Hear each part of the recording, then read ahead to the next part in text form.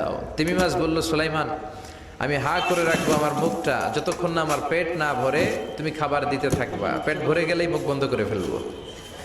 সেদিন সুলাইমানের কথা অনুযায়ী জিনের বাদশা একটা আস্ত গরু ফ্রাই করা তিমি মাছের পেটের ভিতরে ঢুকাই দিছে, কিন্তু তিমি মাছ হা করে আছে। সেদিন সুলাইমান বললেন কয়েকটা খাসি মেরে দাও, কয়েকটা খাসি দিয়ে দিল, তারপরও হা করে আছে। বড় বড় ডেক থেকে পোলাও দাও, খিচুড়ি দাও, বিরিয়ানি দাও, আরো কয়েকটা গরু দাও, হা করে আছে। আরো কয়েকশো গরু দাও, হা করে আছে। আরো কয়েক হাজার গরু দাও, হা করে আছে। সুবহানাল্লাহ কইবেন না?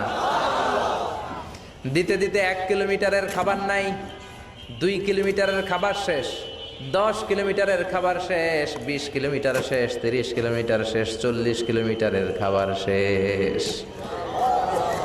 এখনো তিমি মাছের মুখটা হা করা আছে না নাই? সাইয়েদনা সুলাইমান সেজদায় পড়ে গেলেন, ডেকে বললেন, আল্লাহ আমি বুঝি নাই গোটা বিশ্বের সবাই